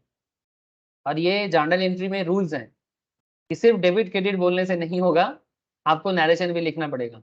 जब भी आप कभी भी क्लास 11 या 12 का या सीए फाउंडेशन का किताब ओपन करो, सीएमए फाउंडेशन का या कोई भी अकाउंट्स का बुक आप ओपन करो, आप देखना जर्नल एंट्री किया हुआ है और उसके नीचे नीचे ना ऐसे नरेशन लिखा हुआ है। ये रूल है, नरेशन देना पड़ता है। 8 तारीख को आपको वापस थोड़ा देना पड़ेगा, बिकॉज 10,000 रिफंड हो गया था ना, तो इस बार आपको 47,000 जरूरत है, तो 2,000 आपको फिर से देना पड़ेगा। तो again initial margin equity future account debit to bank account 2,000। अब एक ही बातें हैं और क्या बार बार बोलूं, ठीक है। आशा करता हूं कि डेबिट क्रेडिट का एक बार रिवाइज करने के बाद आपको ये समझने में ज्यादा दिक्कत और नहीं हो रहा है। अच्छा, account at the time of daily settlement, ठीक है। Payment receipt of mark to market margin, accounting at the time of daily settlement, payment और receipt of mark to market margin. जैसे पेमेंट मेड और received on account of daily settlement by the client would be debited और credited to an account titled as mark to market margin. अब आपको mark to market के बारे में मैं नहीं बताऊंगा, क्यों? बता चुका हूं सर बहुत बार।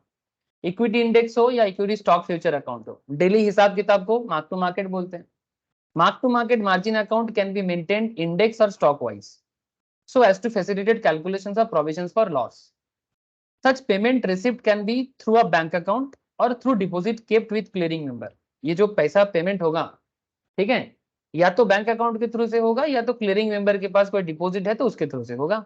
And debited to an appropriate account से deposit for mark to market margin account. Appropriate account के थ्रू से डेबिट किया जाएगा, जिस अकाउंट का नाम क्या है? Deposit for mark to market margin account. At the year end any balance in the deposit for mark to market margin account, year end में mark to market margin account में जो भी बैलेंस रहेगा should be shown as deposit under the head current asset. समझ रहे हैं sir? At the year end जब balance किया जाता है तब deposit for mark to market margin account में अगर कोई बैलेंस शो करता है तो वो करंट एसेट के हिसाब से दिखाया जाएगा। मैं इसका भी जर्नल एंट्री दिखाऊंगा आपको और एग्जांपल दिखाता हूं, आपको और क्लियर मिलेगा, क्लैरिटी मिलेगा। जैसे इसका जर्नल एंट्री के बारे में क्या बता रहे, देखो मार्क टू मार्केट का। मार्क टू मार्केट क्या है आप लोगों को पता है सर, है ना? ऐसा नहीं कि मैं अचानक से मार्क टू मार्केट में बात कर रहा हूं। Deposit for mark to market margin kept, ठीक है। तो जब deposit for mark to market margin kept होता है एक्सचेंज पे, तब क्या करते हैं? Deposit for mark to market margin account को डेबिट किया जाता है और बैंक अकाउंट को क्रेडिट किया जाता है। सेम कॉन्सेप्ट है ना? जब मार्जिन डिपॉजिट किया जाता है मार्क टू मार्केट अकाउंट में, एक तरह का एक्सपेंस ही हो रहा है और बैंक से पैसा जा रहा है, मैंने बैंक अकाउंट डिक्रीज कर रहा है। Mark to market margin paid और एडजस्टमेंट फ्रॉम डिपॉजिट, तो जब एडजस्टमेंट किया जाएगा तो मार्क टू मार्केट को डेबिट करेंगे मार्जिन अकाउंट को और बैंक अकाउंट को क्रेडिट करेंगे। सेम बात है। Mark to market margin received अगर है तो बैंक अकाउंट को डेबिट करेंगे और mark to market margin account को क्रेडिट कर देंगे। अगर समझ में नहीं आया तो मैं वापस बताऊंगा, बट अगर देख लेते हैं सर आगे कुछ एग्जांपल्स मिलेगा तो थोड़ा बढ़िया रहेगा। हाँ आगे है एग्जांपल, चलो आगे देख लेंगे सर। ऐसे ऐसे नहीं तो मुझे एग्जांपल क्रिएट करना पड़ता, ठीक है। अच्छा, एग्जाम्पल क्रिएट करना पड़ता बट जरूरत नहीं है, आपको आगे आगे समझ में आ जाएगा। फिर भी आप यहाँ पर समझ सकते हो, इतना भी कोई टफ चीज है नहीं। जब डिपॉजिट करते हैं क्लाइंट तो deposit for mark to market account को डेबिट करा जाएगा खर्चा के कारण, बैंक अकाउंट से पैसा जाएगा तो क्रेडिट कर लो। Mark to market margin paid और एडजस्टमेंट अगर होगा ना डिपॉजिट के साथ, तो मार्क टू मार्केट अकाउंट को डेबिट फिर से करेंगे और बैंक अकाउंट को वापस क्रेडिट करेंगे। और मार्क टू मार्केट मार्जिन जब रिसीव होगा तो कहाँ रिसीव होगा? बैंक में रिसीव होगा तो बैंक अकाउंट को डेबिट कर देंगे, है ना? बैंक अकाउंट को डेबिट कर देंगे, या फिर इसको और एक नाम से बोल सकते हैं deposit for mark to market margin account debit करेंगे तो mark to market margin account को क्रेडिट करते हैं। बेसिकली बैंक अकाउंट को क्या करेंगे, तो मार्क टू मार्केट के लिए जो बैंक मेंटेन कर रहा है उसको डेबिट करना है, और मार्क टू मार्केट का जो मार्जिन अकाउंट है उसे क्रेडिट कर देंगे। आपको बस इतना समझना है कि कहाँ आ रहा है और कहाँ जा रहा है।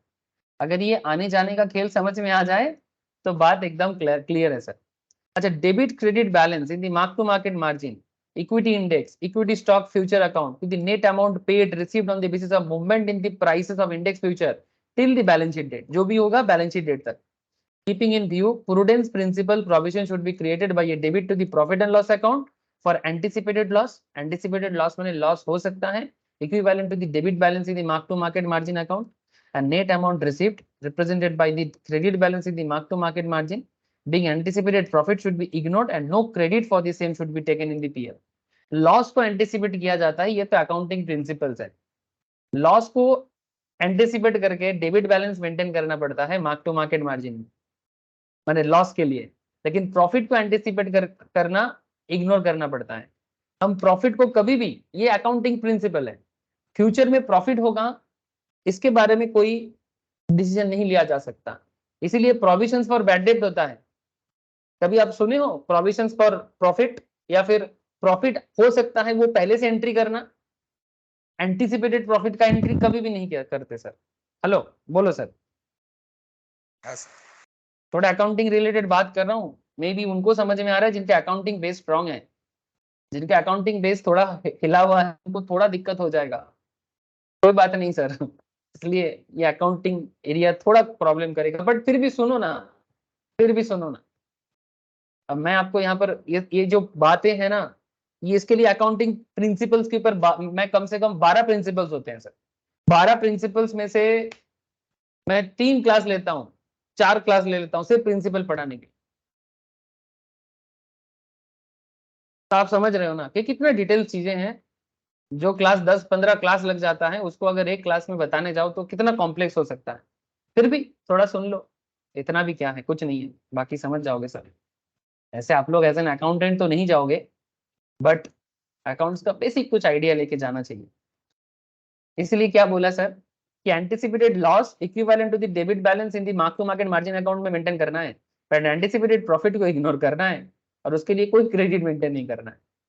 Debit balance in the said mark to market margin account that is net payment made to the broker should be shown under the head current asset. ठीक है, करंट एसेट में शो किया जाएगा। Loans and advances in the balance sheet and the provisions created there against should be shown as deduction there from. अच्छा चलो एक काम करो, इसको थोड़ा सा प्रोविजंस फॉर लॉस के बारे में यहाँ पर दिया है sir. Provisions for loss on equity stock और equity index future outstanding at balance sheet. तो चलो थोड़ा सा आपको ये एग्जांपल बताता हूँ, बाकी नेक्स्ट क्लास में बताएंगे। यहाँ पर बता दे सर, सपोज मिस्टर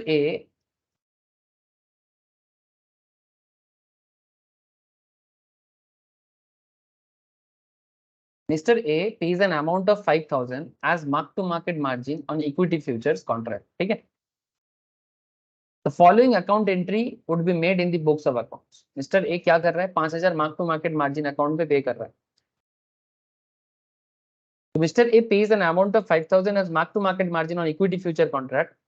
तो क्या अकाउंटिंग एंट्री होगा, पीएल को डेबिट करना है 5,000 पे, पीएल को डेबिट करना है 5,000 में, बिकॉज आप लॉस खा सकते हो। ठीक है, तो पीएल डेबिट तभी होता है ना जब एंटिसिपेटेड लॉस होता है। क्या बोलते हैं सर, पीएल को डेबिट कब किया जाता है, profit and loss account debit कब करते हैं, जब एंटिसिपेटेड लॉस हो सकता है। 2 provisions for loss on equity future account. ये पीएल को डेबिट क्यों किया, क्योंकि आप इक्विटी फ्यूचर में लॉस को प्रोविजंस कर रहे हो। तो PL debit to provisions for losses का एंट्री आप फाइनल अकाउंट्स अगर किए हो ना, तो उसमें PL debit to provisions for bad डेब्ट का एंट्री होता है कि तथा ताई तो विश्व बोलो, सब भूल गए आप लोग ऐसा लग रहा है, या याद है, प्रोविजंस फॉर बैड डेब्ट का एंट्री याद करो sir, PL debit to provisions for bad डेब्ट, वैसा ही PL debit to provisions for loss on equity future account, जो एक्चुअली आप मार्जिन टू मार्केट में, मार्क टू मार्केट मार्जिन में आप पे कर रहे हो, उसका एंट्री हो रहा है, वो भी एंटिसिपेटेड के ऊपर। नरेशन पढ़ो ना, being provisions made for the amount paid to clearing member or trading member because of the movement in the price of the future contract. Future contract में जो प्राइस मूवमेंट होगा उसके ऊपर बेस करके आप प्रोविजंस मेंटेन करते हो, और ये प्रोविजंस एक्चुअली लॉस के ऊपर बेस करके, एंटिसिपेटेड लॉस के ऊपर बेस करके एंट्री हो रहा है. Suppose mister pays an amount of 5,000 as mark to market margin on equity. Future में प्रॉफिट होगा उसको दिमाग में रखा जाता है, इसीलिए एंट्री हो रहा है PL debit to provisions for loss on equity future. ये थोड़ा सा लेवल ऑफ अकाउंट है, मैंने एक्चुअली ये पूरा खेल अकाउंटिंग ट्रीटमेंट से बिलोंग कर रहा है. अब मैं স্যার বলছি হ্যাঁ বল. যে এই সেম জিনিস প্রভিশনের ওই ব্যাংকিং গুলোর সাথে হয়েছিল, মানে যখন কোভিড এসেছিল। কোভিডের সময় হ্যাঁ, মানে কোভিডের সময় ব্যাংকিং নিজের প্রভিশনকে বাড়িয়ে দিয়েছিল, কারণ লোন রিকভারি হবে কি হবে না এই কারণের জন্য ওদের নেট এনপিএ বেড়ে গেছিল। পরে যখন ওগুলোকে ব্যাংক রাইট অফ করেছিল তখন ওদের প্রফিট বেড়ে গেছিল, মানে এই কারণে রিসেন্ট 2021-22 ব্যাংকিং প্রফিট মানে স্পেশালি পিএসইউ ব্যাংকগুলোর প্রচুর হাই দেখাচ্ছে। मैंने एक्चुअली पहले प्रोविजन मेंटेन करना पड़ा था उन लोगों को, बिकॉज वेरी गुड सर, अच्छा पॉइंट बताया तुम. ठीक है कि जब कोरोना के टाइम पे लोग बैंक को लग रहा था कि लोन रीपे नहीं हो पाएगा तो फिर उनको अकाउंट्स मेंटेन करना पड़ता है. तो हम लोग ना एंटिसिपेटेड लॉस को मेंटेन करते हैं, ये अकाउंटिंग प्रिंसिपल है, बट एंटिसिपेटेड प्रॉफिट को हम लोग कभी नहीं सोचते, कभी नहीं सोचते. ये एक्चुअली अकाउंटिंग कॉन्सेप्ट के ऊपर बेस करके ये सब एंट्री हो रहा है सर. आप लोग थोड़ा रीड कर रहे हो मेरे साथ साथ, अगर जितना हो सकता है मैं आपको बोलने का कोशिश कर रहा हूँ. बाकी अगर किसी को अकाउंटिंग नॉलेज डेवलप करना है वापस, जिसको पता है उनको नहीं जरूरत सर, जिन्हें पता नहीं है उनको बोल रहा हूँ. अच्छा एक काम करेंगे सर, नेक्स्ट क्लास मैं आपको अकाउंटिंग एंड टैक्सेशन पे बाकी बात करूंगा. ये चैप्टर थोड़ा सा ना हार्डकोर अकाउंट्स एंड फाइनेंस के बैकग्राउंड से जो लोग हैं उनको थोड़ा सुविधा होगा, और जो नहीं है उनको बस इतना बोलूंगा कि थोड़ा जान लो सर. ठीक है, टैक्सेशन में इतना प्रॉब्लम नहीं होगा क्योंकि टैक्सेशन में एंट्री का कोई बात तो है नहीं, बस क्या होता है आपको जानना है. मैं नेक्स्ट क्लास में बाकी बात करता हूँ sir. Okay sir, taxation related बात मैं नेक्स्ट क्लास में आप लोगों के साथ रखता हूँ. लेकिन मुझे इतना बताओ सर, क्या आपको आइडिया मिला कि नहीं मिला एंट्री का? प्लीज बोलो. কি অরিত বোঝা গেছে? গীতিকা, নন্দন, পীয়ূষ হ্যাঁ স্যার, তথা বলো স্যার. হ্যাঁ স্যার হ্যাঁ স্যার। ঠিক আছে স্যার, बाकी डिस्कशन नेक्स्ट क्लास में করছি. आई थिंक नेक्स्ट क्लास होगा सर ट्यूसडे को. हाँ, नेक्स्ट क्लास में रखूंगा ट्यूसडे को, मंगलवार. Okay, okay sir. Tuesday, Wednesday, Thursday, Friday. ठीक है, नॉर्मल यही रूटीन होता है. कभी कभी क्लास मिस होता है तो फिर मैं एक्स्ट्रा देता हूँ. ठीक है सर, चलो नेक्स्ट क्लास में मिलेंगे. ডেরিভেটিভ ক্লাস করাবেন? हाँ बोल. টিউসডে কি ডেরিভেটিভ ক্লাস করাবেন নাকি টেকনিক্যাল ক্লাস করাবেন? না এখন একটু ডেরিভেটিভই চালাবো.